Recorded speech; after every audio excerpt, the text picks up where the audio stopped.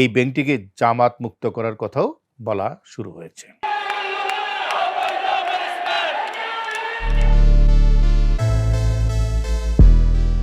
আপনাদের সবাইকে স্বাগত জানাই জার্নাল পর্যালোচনায়, সঙ্গে আছি সৈয়দ ইশতিয়াক রেজা।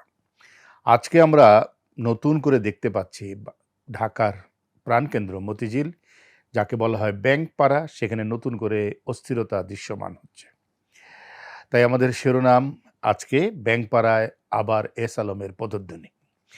বাংলাদেশে বেসরকারি খাতের বড় বাণিজ্যিক ব্যাংক ইসলামী ব্যাংক সহ শরিয়াধারার ব্যাংকগুলো আবারও বড় কোনো পরিবর্তনের ভিতর দিয়ে যাচ্ছে বলে মনে করছে। এক মাস আগে ইসলামী ব্যাংকের স্বতন্ত্র পরিচালক ও নির্বাহী কমিটির চেয়ারম্যান মোহাম্মদ আব্দুল জলিলকে অপসারণ করা হয়।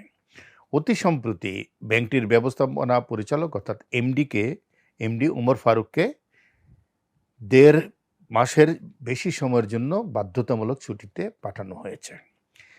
সামাজিক মাধ্যমে ব্যাংক পাড়ায় আর্থিক খাতে এ নিয়ে জোর প্রচারণা শুরু হয়েছে যে ইসলামী ব্যাংকে আলোচিত শিল্পগোষ্ঠী এস আলম গ্রুপের পুনঃনিয়ন্ত্রণ প্রতিষ্ঠার প্রচেষ্টা শুরু হয়েছে এবং তারই অংশ হিসেবে অন্তর্বর্তী সরকারের সময় নিয়োগ পাওয়া চেয়ারম্যান এবং এমডিকে সরিয়ে দেওয়া হয়েছে।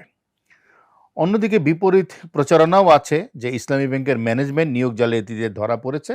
বলা হচ্ছে, ইসলামী ব্যাংকে যেখানে 9 বছরে 5,500 নিয়োগ হয়েছিল, সদ্য পদচ্যুত এমডি উমর ফারুক খান অভিজ্ঞ 5,500 কর্মকর্তা ছাঁটাই করে নতুন করে বিগত 5 মাসেই 5,000 কর্মকর্তা কর্মচারী নিয়োগ দিয়েছেন এবং সেটি বেশিরভাগই হচ্ছে জামাত ইসলামের কর্মী। তাই এই ব্যাংকটিকে জামাত মুক্ত করার কথাও বলা শুরু হয়েছে।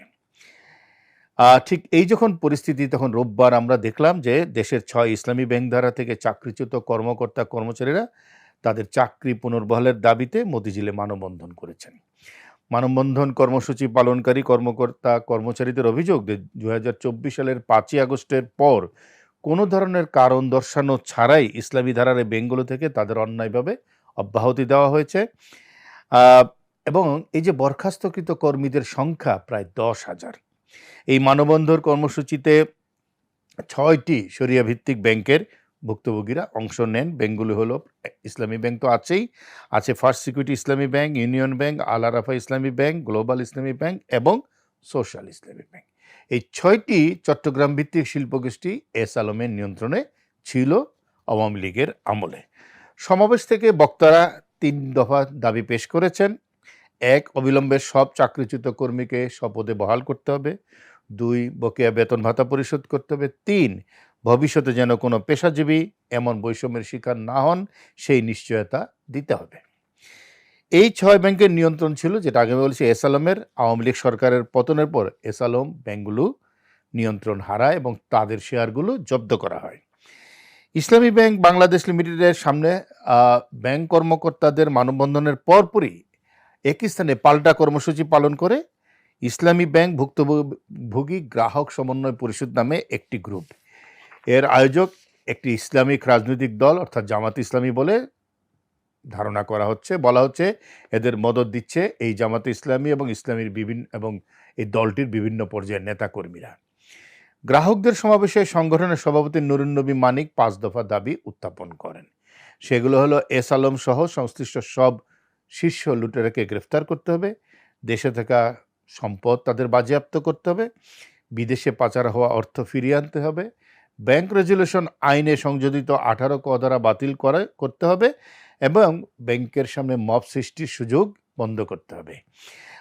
এখানে বলা ভালো যে সম্প্রতি সংসদে যে ব্যাংক রেজুলেশন আইন 2026 পাশ হয়েছে, সেটা নিয়েই আসলে আলোচনা সমালোচনা বেশি শুরু হয়েছে। কারণ বলা হচ্ছে এই আইনের মাধ্যমে একীভূত হওয়া সম্মিলিত ইসলামী ব্যাংকের যে 5টি ইসলামী ব্যাংক আছে, সেখানে পুরনো মালিকদের ফিরিয়ে আনার একটা সুযোগ তৈরি করা হয়েছে, যার একটা বড় সুযোগ নিতে পারে এস আলম, যিনি ইসলামী ব্যাংকেও একসময় নিজের করায়ত্ত করেছিলেন।